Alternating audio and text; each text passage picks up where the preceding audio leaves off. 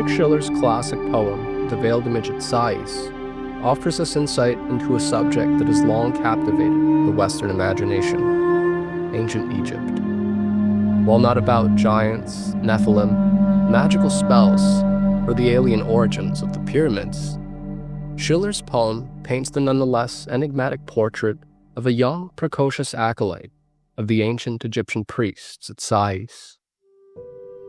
The boy longs to pierce the veil of the mysteries, even if the intentions and motivations underlying his mystical quest aren't entirely clear in his own mind. The overly zealous youth has only begun his philosophical journey, yet he believes himself ready to bear witness to the truth and plumb the depths of Egypt's mysteries. Mysteries only revealed to the most initiated among the priestly classes. After having his entreaties rejected by an Egyptian hierophant, the boy decides to break into the temple and try to unveil the truth himself. But as in the case of Adam and Eve eating from the tree of the knowledge of good and evil in mankind's infancy, an inevitable reckoning ensues. In terms of historical background, Sais was an ancient Egyptian city located on the eastern side of the Nile Delta. It was said to be the city where an ancient Egyptian priest recounted the story of Atlantis to Solon, including its military campaigns against Greece and Egypt, and its ultimate demise due to natural catastrophe. Solon is said to have visited Egypt in 590 BC. Relevant to the poem in question, Sais was purportedly home to a statue of Isis, whose pedestal read, "I am everything that is, that was, and that will be. No mortal man has lifted my veil." The lines echo the famous episode from Exodus, in which God states his own name for the first time. God said to Moses, "I am who I am." In his historical study, The Mission of Moses, Schiller posited that the ancient mysteries would have originally preserved Egypt's most sacred wisdom and lore, which was maintained and guarded using a system of hieroglyphics, initiatory rites, and sacred pedagogy. As history informs us, the providential course of Moses' life began from the very time of his infancy, when he would have been rescued from the Nile by one of the pharaoh's daughters. Due to the fateful course of events, he would have found himself in the unique position of a Jew who was raised within the royal Egyptian household. As a consequence, he would have been initiated into the highest order of Egypt's priestly class, as was the custom. He would have therefore become a first-hand witness to the mysteries. In The Mission of Moses, Schiller points to the testimony of the Apostle Stephen and Philo of Alexandria. The Apostle Stephen already describes him as having been instructed in all the wisdom of the Egyptians. The historian Philo says that Moses was initiated by the Egyptian priests into the philosophy of symbols and hieroglyphs, as well as into the secrets of sacred animals. This very testimony is confirmed by several others, and once one has cast a glance at what were called Egyptian mysteries, a remarkable similarity emerges between these mysteries and what Moses later did and legislated. The mysteries and their sacred knowledge would have included the unity of God and refutation of paganism, and the immortality of the soul. Originally, the initiatory rites associated with the mysteries would have included the use of various sacred objects and symbols, which functioned as metaphorical tools to direct the witness from sensory images and ideas to a higher truth. But evidence suggests the ancient wisdom did not remain pure, but was corrupted by initiates who increasingly desired power and prestige. Schiller writes, "But as unworthy members gradually forced their way into the circle of initiates, as the institution lost its initial purity.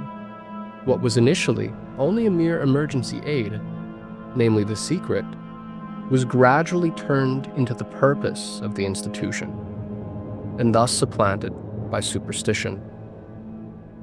Rather than purify the people and make them capable of receiving the truth, they sought their own advancement by misleading the people more and more, and plunging them ever deeper into superstition. Priestly arts now took the place of those innocent, pure intentions, and the very institution that was supposed to preserve and carefully spread knowledge of the true and one God became the most powerful means of promoting the opposite, finally degenerating into a full-blown school of idolatry.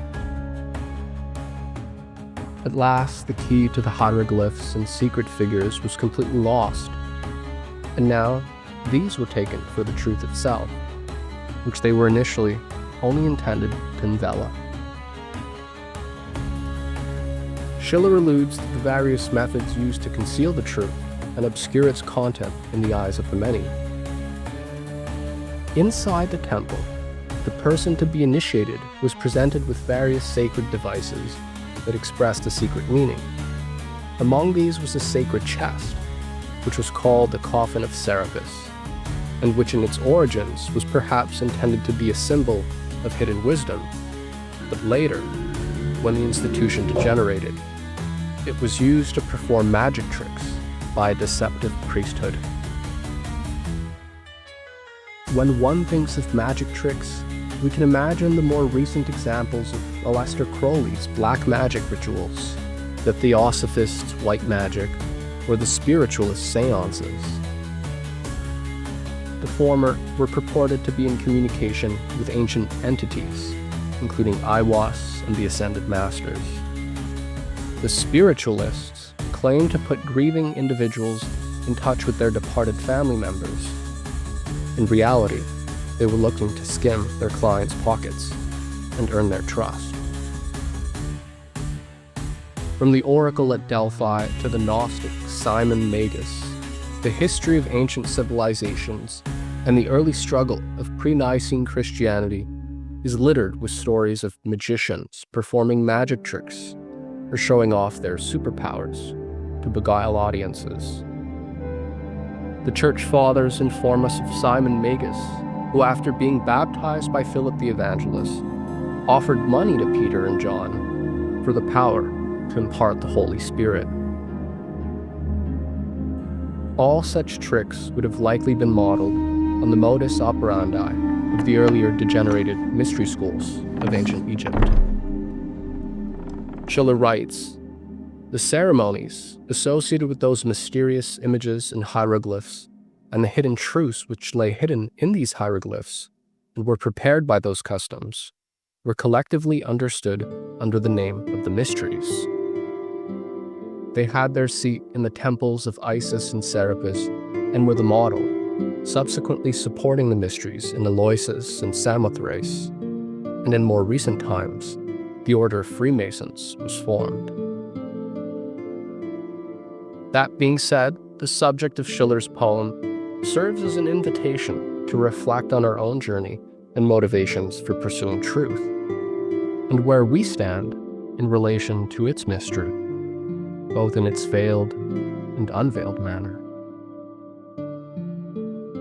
Not unlike the story of Daedalus warning his son Icarus not to fly too close to the sun, Schiller's work presents the story of a boy whose infantile curiosity is undeterred by even the wisest counsel. In his eagerness to lift the veil, our young protagonist treats the sacred truth as though it were something he could possess, exemplifying what Schiller referred to as the vain, childish pride of wanting to exclusively possess the deity. As Schiller's lecture on the urgency of Moses' intervention makes clear, sacred knowledge can often be corrupted or distorted, and its promise is often used as the favorite tool of a special magician class. The aims are always the same: keep populations mystified in order to preserve one's worldly power over hearts and minds. Among the sacred objects and symbols used to conceal a hidden meaning was the coffin of Cerberus. Schiller describes how carrying this chest around was the privilege of the priests or a special class of servants of the sanctuary, who were therefore also called Christophors. No one but the Hierophant was allowed to uncover this box or even touch it. One who had the audacity to open it is said to have gone suddenly mad. Of course, the use of mystical images and sacred symbols to beguile initiates and broader audiences is not new. The various tricks used to mystify initiates in ancient times parallel the kinds of techniques found in, say, modern-day Scientology and Masonic lodges, and related Luciferian institutions. All have historically operated on the same model of degrees of initiation and increased levels of sacrifice or dues to ascend. Striking parallels can also be found in the latest incarnation of ancient mystery schools, modern psychedelic cults, and self-actualization movements. As Schiller recognized both in the times of ancient Egypt and in his own days, as depicted in his story The Ghost Seer, the promise of secret knowledge, magical wisdom, or gnosis remains one of the chief spiritual and psychological tools of power used by an elect to maintain control over the minds of the many.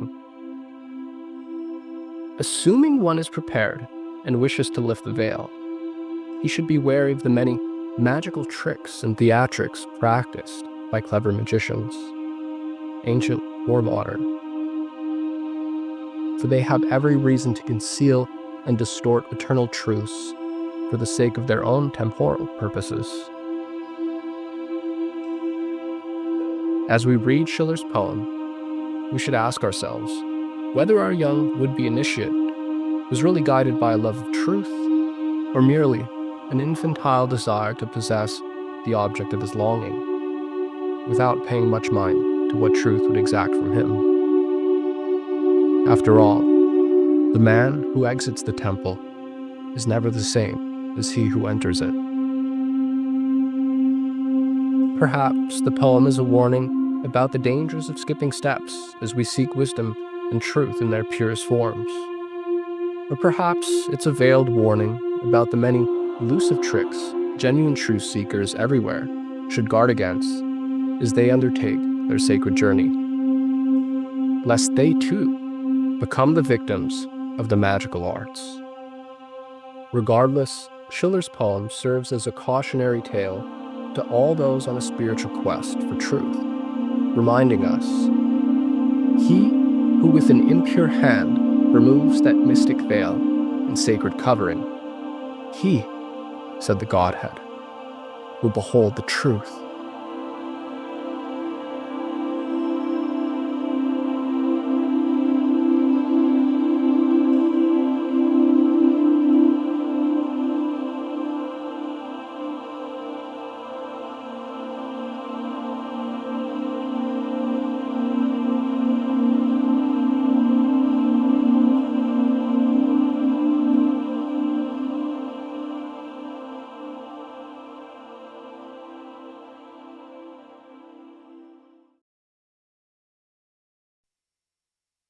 Struck by a burning thirst for knowledge, a youth traveled through ancient Egyptian lands to Sais to breach the secrets of its priests.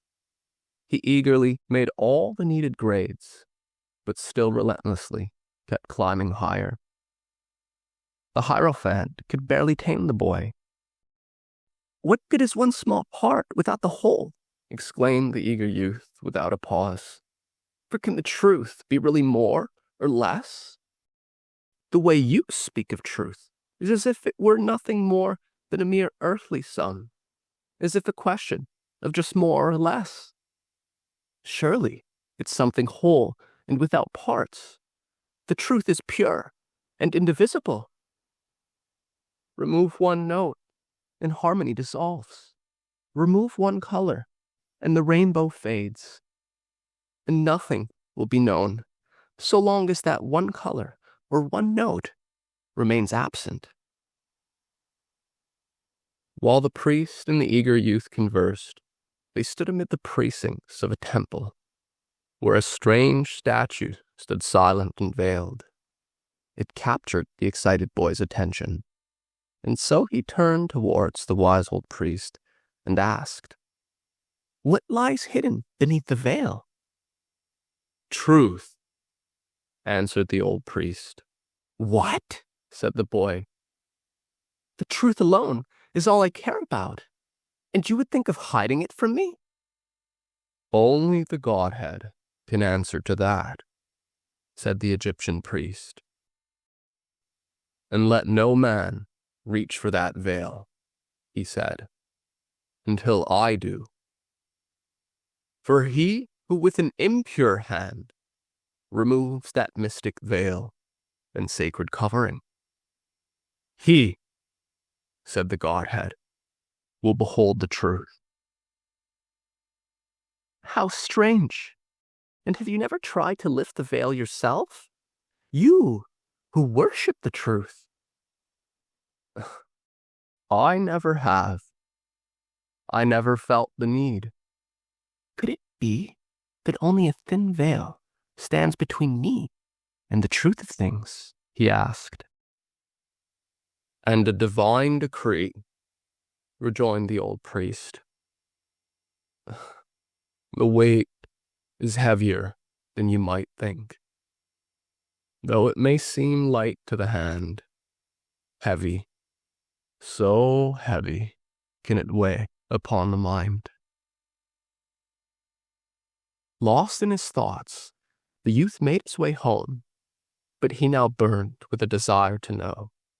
Restless, sleepless, tossing around in bed, he rolled for hours until at last the clock struck midnight, and he rose and quietly found himself drawn by a powerful force.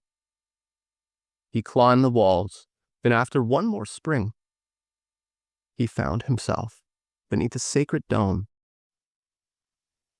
Behold!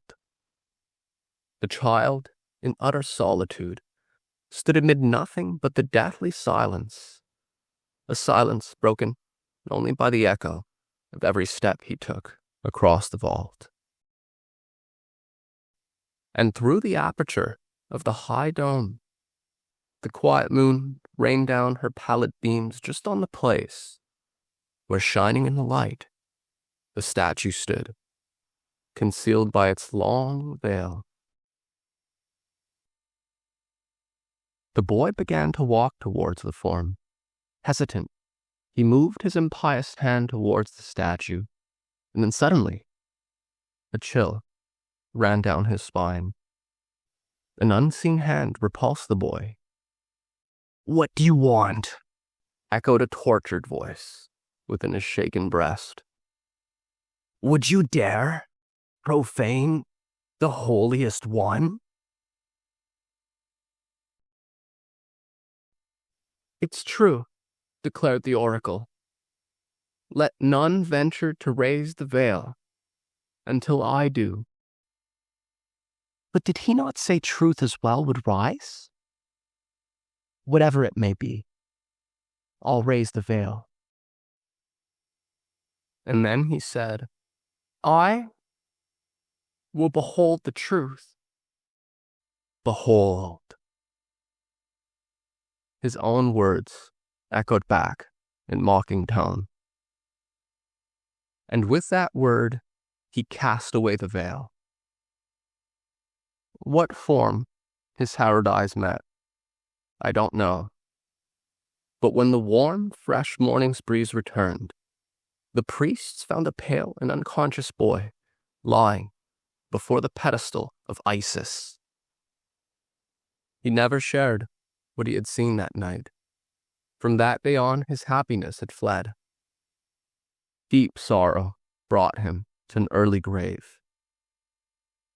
When pressed by questioners, he only said, "Woe unto him who comes to truth through guilt." delight will forever be lost to him.